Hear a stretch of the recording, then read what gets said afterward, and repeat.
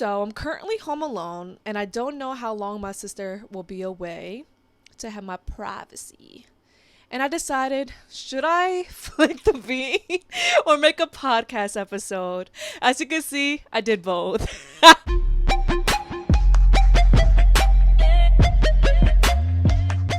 Honestly, shortly after my sister just got home and she was like, hey, the toilet's clogged, and I know it was me. So that's kind of how everything's going right now. And by the way, I didn't do the devil's activity, okay? I was joking. But yeah, what is up, you guys? This is Ali Karza, and this is the Rehinged Diaries podcast. It's funny because I'm taking these two pills, the magnesium glycinate. Yeah. And I heard a lot of people take that specifically for their mental health, and like people say that they got off a medication, and that's definitely been a good substitute for that. And then I've been trying the lion's mane. Listen, how I've been feeling about the lion's mane is everyone who knows about lion's mane knows that it's an alternative for like Adderall and like any sort of ADHD medication, and I have horrible chronic ADHD. My therapist mentioned it before and I tried it, but then I wasn't consistent on it. And now I've been consistent on these two pills for 2 weeks. The magnesium glycinate sue me if I'm mispronouncing shit. I don't feel like I want to jump off a bridge as much, so I guess it's helping. And the lion's mane, it took me 2 hours to even press record and start talking to you guys. I was procrastinating that hard, but it gave me the will to do my makeup today, so I guess baby steps. Yeah, I just wanted to share that with you guys and keep you guys updated if that helps, because I just realized I was going to contradict myself and say I'm a natural girly. I've been really trying to stay away from medication. It's my last resort. Me saying that I'm natural with like filler and my hair dyed, and yeah. There's nothing natural about me, but when it comes to those kind of things, I'm just really scared when it comes to actual medication because of like side effects or being so heavily dependent on that. And I know so many stories of people, just horror stories, it's like a 50-50. I hear so many horror stories, but also so many like beautiful stories of people saying, I don't know who I'd be if I never even considered medication and tried it. I'm just a little scared. Okay. Today's podcast episode is going to be about why Love Island, so many people talked so bad about it, saying this season is so awful compared to the other seasons, where for me personally, I feel like this season of Love Island USA represents what dating is like in this current day and time. And I was juggling 2 other episode ideas where it's like I definitely want to dive back into the pretty privileged series that I've had on here that a lot of you guys enjoyed. I was gonna do Zac Efron. I stumbled upon this video one day. I was really high, just roaming through YouTube, and there was this video about like all the struggles that Zac Efron dealt with in regards to like pretty privilege and how he kept leaning in towards it, and then it became such a double-edged sword for him because he's like, wow, I keep just getting casted for these roles that are just about my appearance, but then there's other roles that I really take seriously that's not really based on my appearance. And it was just such an eternal struggle for him. So I've been really thinking about that. If you guys are interested, let me know, because I might make that in addition to the series that I have here on this podcast channel. I also was going to talk about an episode on like why it's so lonely at the top, and it's like when you start really elevating your life, why things start to go left, you start to lose people, and it just starts to feel so lonely, because that's currently what I'm feeling right now. I was gonna make this episode just like a yap session talking about my life, but I also really did feel like, okay, Love Island USA is a very popular topic right now, and I also feel like not enough people are talking about why so many people are so mad about this season and saying it's so trash. Everyone was so strategic, everyone was so like shallow, but I'm like, that's exactly what dating is like in this day and time, and I really want to create a conversation in regards to that. So that's why I chose it for today's episode. What I feel like is the main root of like the Love Island USA and all the hate's been receiving is the fact that a lot of people are like, it's almost like, it's kind of like when it comes to like Love is Blind. Love is Blind, the first 2 seasons were so beautiful. You can tell people are actually there for love. Then after a while, it just comes down to like people just wanting to gain fame from the show. Whereas this season of Love Island USA, I don't even feel like it was just mainly for people wanting to be famous.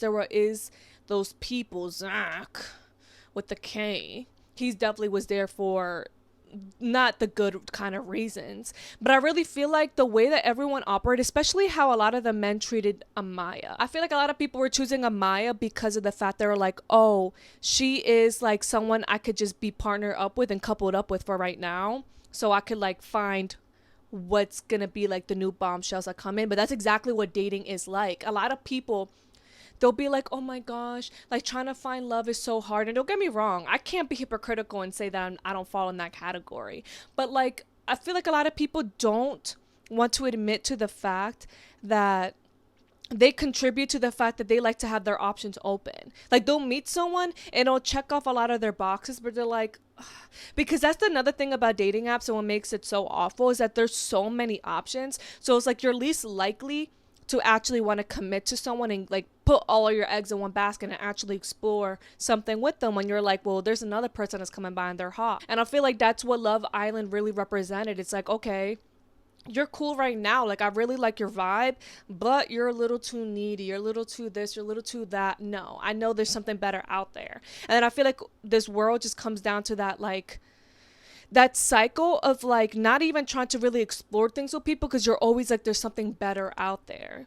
But then it comes down to the big question of like, when is it going to be like, I don't care for finding anything more, this is who I want in front of me, you know? Because if we really think about this season, like, can you name at least 5 couples that were actually authentic and genuine? I think like there was probably 3. That other than that, I feel like a lot of them, like Nick and Alondria, I feel like a lot of people keep shipping them. For me personally, I just feel like people are pushing this like, oh my gosh, we ship y'all will be so cute. But it's like, is there even legitimate chemistry between them? If they're giving like a influencer couple instead of like an actual relationship where it's going to be sustainable and they actually like each other and they want to grow something, you know? I don't know. Sorry, my nose is so itchy out of nowhere. Also, the whole situation with Nick and Alondria and then Sierra, you know, Sierra's the girl that got kicked out from the show for making racial posts. I don't know why I'm doing this. Y'all gonna drag me for that. I don't know. She was making racial posts, okay? Sorry. I don't know why I did this. And what's so disheartening is the fact that she just made a post. I think it was a reel on Instagram. She made a post in general where she's like, oh, I just decided to go on vacation because the guy that I really liked on this show wanted my friend the whole time. And it's like, no matter how you feel about Sierra, that is fucked up.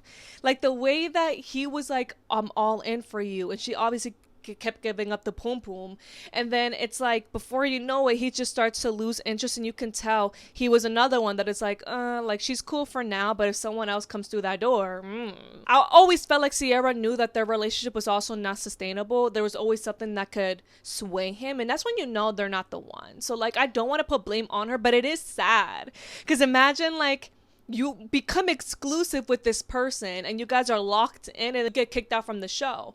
And you're like, well, damn, is he going to sit there and still wait for me and be there, you know, whatever? Like, was anything that we had even real? And then he's completely locked in with the laundry to the point where they were what? Second place from winning? That is insane. Like, that is insanity. But that's also like dating in this generation where a lot of people want to use you as a placeholder. Don't be that girl or boy that accepts that. And that's really what was so sad about this season on the show, where a lot of people were being placed as placeholders. Let's use me for an example. So there was this guy.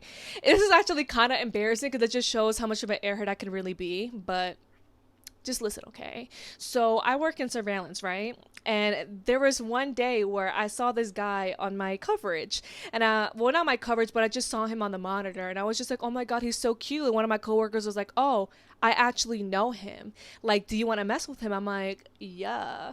So he gives him my number, and then it was like literally a week or so later, like he's never texted me, like had my number, by the way, in his possession, but never texted me. I just let it go in the back of my mind. I was like, oh, he's already getting weird. Because first he was trying to claim that I added him on social media before, so he recognizes me. I'm like, I just found out you exist. And all my coworkers were roasting me because they're like, Ali, he's been here for years. How did you not even see him? I'm like, I don't know. I just never paid him any mind. Whereas now, like, I saw him and I'm like, oh, he's literally my type to the T. He's just attractive. So I found that already weird. And then two, he was so heavily persistent on me texting him. And I'm like, me texting a guy first, I'd rather chug bleach and like eat shit. Like, no, thank you. So what ended up happening is like a week or two later, he texts me. He's like, I'm so sorry that I've been so backed up on like texting you. I've been so busy with work. And I'm like, that's completely fine. Like, I gave him the benefit of the doubt, already an ick. And not to mention, he texted me like at like 2 in the morning. So I'm like, I texted him the following day. I was like, hey, no worries. Like, whatever. So we just start talking, and at first he was so funny and so cool. I was like, oh my gosh, I'm digging him. Like, he's actually really funny. And he made like a little comment being like, oh, like I really want to take you out on a date, and like an activity based date, and then like dinner afterwards. And I'm like, that sounds so fun. Like, I'm down for it. Like, I'm really like not feeling the dude, but I'm like, oh, he's really cool. And then before you know it, our conversations just started getting so boring. Like every single day, hey, how's your day? What are you doing today? We're having like small talk about whatever I said.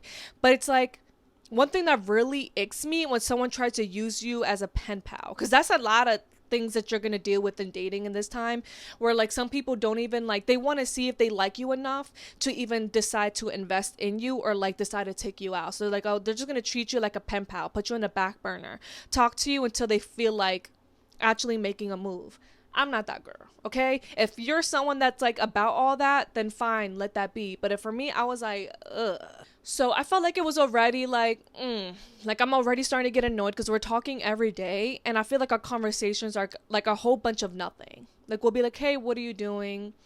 He mentions like, oh, I had this happen today, I had that happen today, and I'll be like, oh, blah blah blah blah blah. Like that was our conversations. Like I don't feel like there was any growth. I don't even feel like there's really any flirting until like a day or two ago. I would not respond back, so I just slowly started pulling away, and not in a manipulative way. I was just really getting turned off. I'm like, this is just like, I'm not your pen pal. Like, make a move. If this is just gonna be casual, then make a move. Or if you want it to lead to something more, like, still, to in this day of dating, I've never had someone try to talk to me for too long.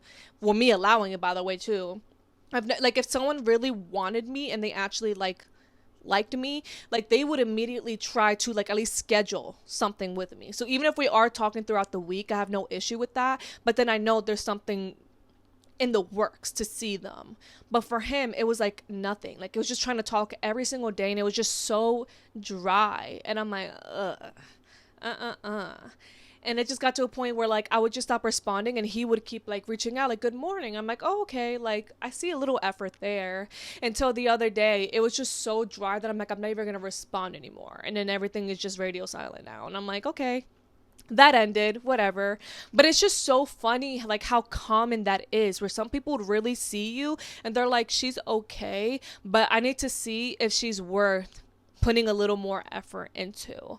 And it's kind of crazy how normalized that is. I work around with all guys, and that's how guys really think. And I'm like, I'm not the girl for that, okay? Like, you're either gonna put in effort or you gotta go. Like, I'm complete. And that's the thing, my supervisor made a very slick comment when I was like, oh, like, because we were just talking about random dates. Like, they're like, oh, what if he took you out to this? What if he took you out to that? And then he mentioned a picnic. He's like, what if he just takes you out on a picnic? And I'm like, picnic for me on a first date is a big no-no. Like, I would not want that. Like on a first date, I'm not saying ever. Like someone, if anyone ever wanted to take me out to a picnic, I'm not against that. But for a first date, no. That feels lazy, and it feels like it's just not my kind of vibe. And then my supervisor made a really slick comment where she was like, oh, you need to start lowering your standards. And I looked at her like, excuse me? Like what? And it was just so shady. And then like a couple minutes later, she kept trying to kiss my ass and try to like talk like normally, because I knew she saw that how upset I was by that comment. So it was so weird. I'm like, what do you mean I have to lower my standards for? Can you imagine the amount of women that experience breadcrumbing and just a really low effort shit like that, and they think, well, I should accept this. Like, I should accept this because someone said so or society said so. No.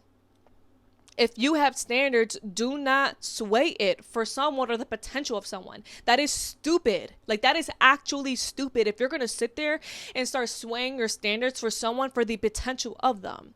When a guy likes you, the effort is brought in immediately. I work with all guys. They literally kept talking about when they really like a girl, they're automatically putting so much energy and so much effort because they like her. So, like, she just sounded so fucking stupid when I'm like, what? You want me to lower my standards for a guy that already feels so iffy? And then it's like, for what? At the end of the day, for what?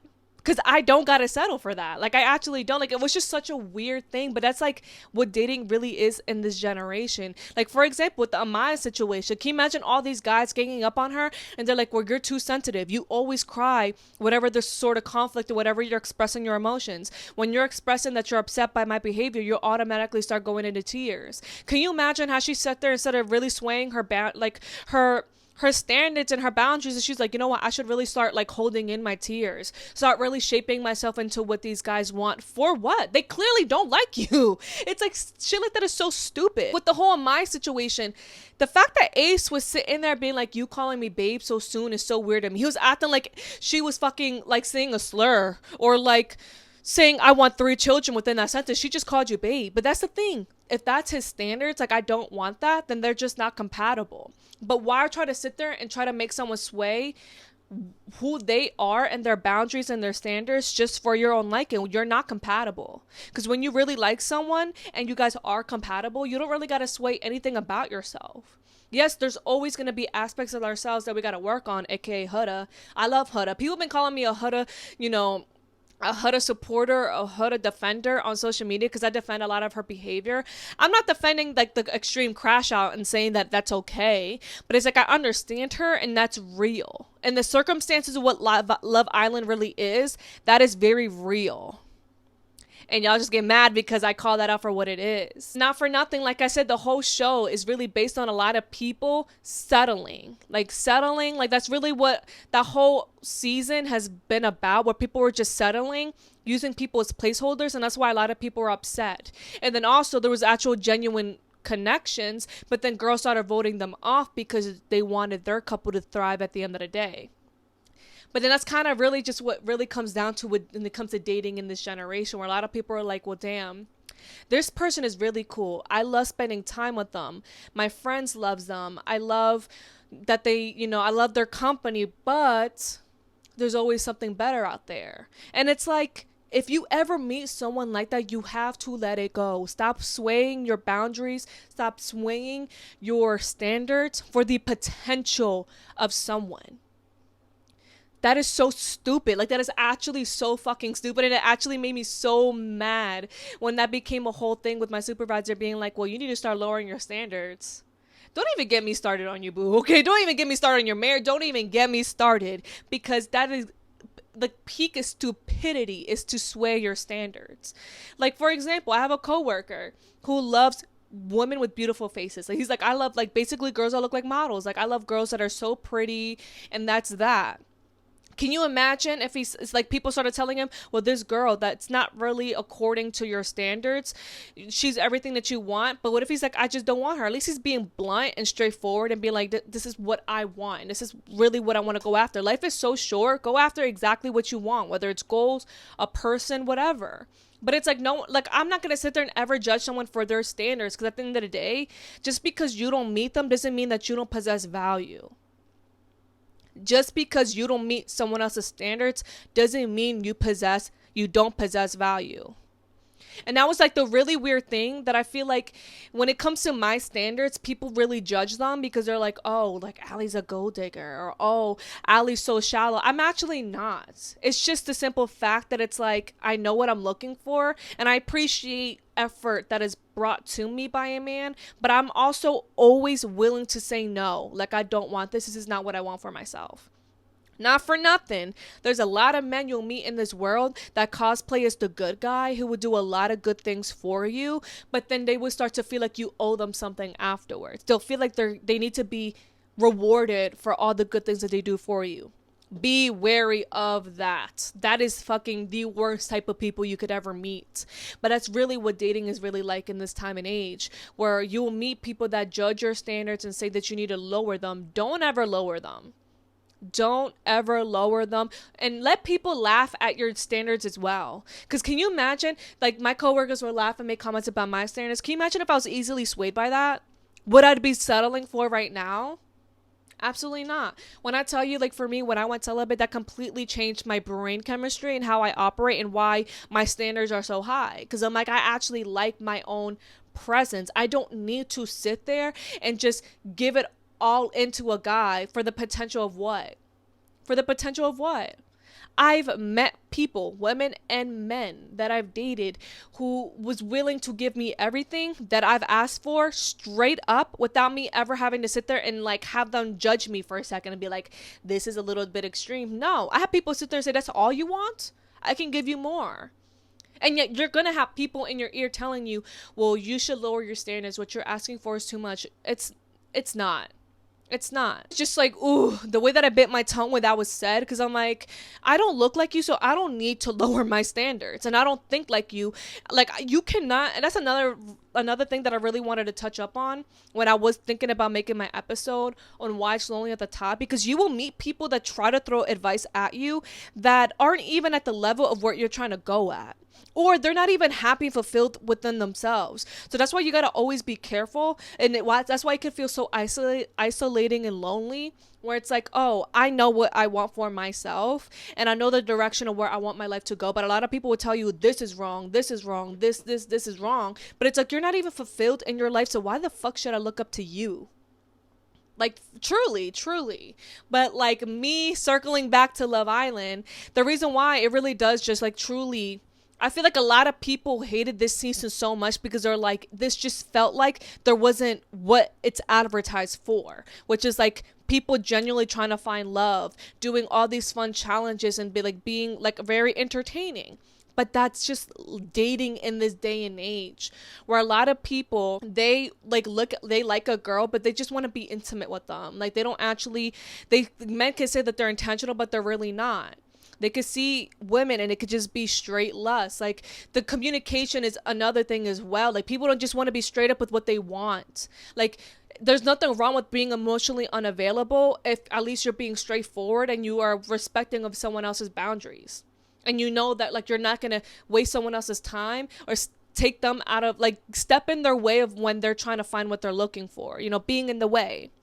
Because not for nothing, that guy that I mentioned earlier that I was talking to, he has a lot going on in his life. Like, he's, you know, an on-call at, you know, whatever. He's an on-call at a job, whatever. And then he's an intern. So I know he got a lot that he's dealing with.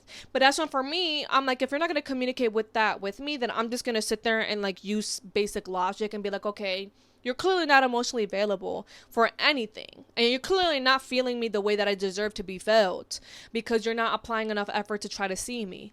Just go. Like, I just set him free. Like a fish in the water, put him back. That's it.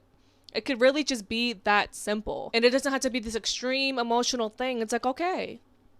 But that's when communication is really, you know, it's everything. But then if someone doesn't communicate with you, then you also got to use basic logic. Like, okay, this person's clearly not feeling me the way that I deserve to be felt.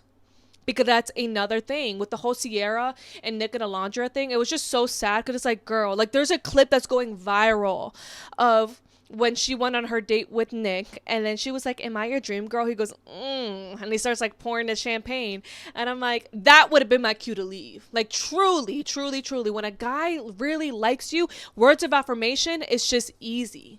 Like, you shouldn't be saying, am I your dream girl? He would have been saying, you're my dream girl. You see the way, and then there's like a clip of like the way that he talks to Alondra, where he gives her so many words of affirmation without her ever having to ask. Because that's just the difference between when a guy really likes you and when a guy doesn't. And it is sad. It is so sad to see when I see it all the time with girls, like with women, when they would tell me like, oh, my man doesn't even buy me flowers on Valentine's Day anymore because we've been together for years. Girl, the way that I would leave, like, I know it's so scary to like leave because there's also like that fantasy of that potential that you see in them, but it does not exist. It does not exist, because if it was real, that, like, you should not be fantasizing the potential of someone. A man should be showing you the potential of themselves. Let me repeat that again. You should not be fantasizing about the potential in a man. He should be proving you the potential that he possesses. Period. It's a thing that all of us women fall victim to, when it's like, oh, but we see this potential that someone has, therefore we gotta hold on. Like, imagine a guy, like, you really like him, but he's telling you that you're so emotional, you gotta change yourself. Or there's men that are sitting there being like, she's really cool, but I'm like, you know, she's all right, but like, I know there's something better out there. Don't be the placeholder. Don't let someone sway who you really are. try to make you a whole different version, because it's like if a man really likes you, he would not want, like the whole thing with the Maya and Brian, when a guy really likes you, he'll be like, you're dope as you are. I'll take you as you are. And that's the love you really deserve. Like, why would you ever want to be with someone who tries to change who you are? That is so fucking, that's sick. Because like, think about like when you really like a guy, are you sitting there trying to change him? Like, you're gonna be like, no, like I really like this and this and that about you. Please be who you are. That's what made me attracted to you. But yeah, I honestly feel like this season was just tarnished by the fact that like a lot of people were trying to move strategically. It is a reality TV show and it is a prize at the end. Obviously, when it comes to real life, we don't have 100K waiting for us a day. Can you imagine? Like, can you imagine? That'd be so cool. Like, all I gotta do is lock in with someone and win 100K. That would be so dope. This season, I really feel like was really tarnished by just what dating really is nowadays, where a lot of people are like, okay, if I lock in with this girl and it looks so nice and I make her feel so whatever, then it's like I get rewarded at the end, rather than it's like, oh, I really like you and I really want to explore a connection with you, and if we win something, okay. And I think that's why Amaya and Brian winning was so beautiful, because the fact that they were willing to split the money to begin with, you could tell that they were never there for the money. I think that's also the cool thing about the show, where it's like, okay, the money should just be an add-on. But if you really like someone, you should be thinking at the end of the day, I entered this show to find love. Whereas a lot of people were trying to lock in for that prize. And it's like really, really interesting. But I also feel like it just will always come down to the fact that like people are really just trying to hold on to the idea of having so many options, because it feels safer and it feels nice to have so many options rather than locking in with someone. But it's like also at the same time, how will people really find their partner, like the person that they really want to be with, like a genuine, authentic connection? Something to think about. I'm just gonna wrap up today's podcast episode. I'm keeping it very short because I don't want to ramble about a whole bunch of nothing. Those were really my overall thoughts in regard to that conversation. But I hope you guys enjoyed it. Life updates. I'm hating my hair. Like, truly. Honestly, the style today is slaying for the people that are visually watching this episode. I hate this hair so much. Like, I never intended it to be this red. And I got not a whole head, but I got so many highlights within my last color. Now they're obviously completely covered, which makes me so frustrated. And I just feel like this color is not flattering at all. But I'm having a huge dilemma in regards to my hair, because I'm really considering, should I just dye it fully black and enter my alt era again? Or should I just go ginger? Like, I went ginger once, like a very strawberry blonde, like ginger, and I also went ginger as well. I went through so many shades of like, you know, orange or like red, and I felt like I didn't get to really execute it the way that I deserved, because my hair was so toasted and fried. Because my old hairstylist, I wanted to go a strawberry blonde, and she made me neon orange, and then she made me wine red. Like, girl, like she wasn't even close to what I wanted. Whereas this, you know, this situation, I don't hate my hairstylist for making this mistake, for making me too red. Because at the end of the day, I told her that my complaint was the last time I got my hair done. I was loving my copper brown type of like hair color. I just wanted some dimension, but then I feel like the toner faded so fast. So she's like, if I add this color on you, then it won't fade. She wasn't wrong, but it's not what I really wanted. So I'm definitely craving change, like, so much in regard to my hair. Like, I don't know. I just haven't, like I told you guys in my last episode, I haven't really been feeling attractive. But I also noticed that I really was not applying enough effort when it came to my appearance. Like I used to. I would look at all my other posts and like stories and just like my old pictures of myself. And I'm like, there were so many times where I was so locked in and so excited to do my makeup. I was so excited to do my hair. And it's just like, I feel like everyone can relate to like falling off at times and like really making yourself feel good. And that's something I really want to prioritize more. Hopefully the Lion's Mane helps me lock in regards to that. And yeah, I don't know. I'm really scared. I'm like, should I do the black hair, you guys? Comment down below. Or should I do the ginger hair color? Because a part of me is like, I really always want to stay either alt or like, I really liked the old money kind of look when I had the copper brown with the combination of alt, because you know my tattoos. So it's like my biggest dilemma is like with the black hair, can I still be giving old money with my black hair? Would I even look good in it? Whereas when I know with the ginger, I could play around with both. I could be given old money while also having the vibes of like the alt aesthetic, because that's really my aesthetic when it comes to the two. But I don't know, I'll have to see. Like, I don't know if within the next, I don't think it will be the next episode you'll see me with my new hair color, definitely afterwards. But I'm just going to be doing the pros and cons in regard to all of that. And yeah, that is everything. If you are listening to this on Spotify, make sure to give it a 5 stars rating. It's so much better. Like, I'm telling you, like, if I could recommend celibacy to anyone, it is just so peaceful, because your standards will skyrocket, because you'll be like, damn, like, when you remove sex out of the equation for a lot of people, you'll realize they really have nothing else to bring to the table. So you'll be like, okay, then you're boring. Then you could just weave off the people that are going to waste your time so much quicker. And even if it is lonelier, yes, for sure, it's a lot lonelier being this way, but I'm also so much more happy and content. Hence why I'm really comfortable with my standards, and I don't really feel like swaying them. Because back when I wasn't celibate and I was just like fucking around or whatever, I always felt like uncomfortable with my standards, because I'm like, I didn't feel content being by myself and alone, because it is very uncomfortable at times.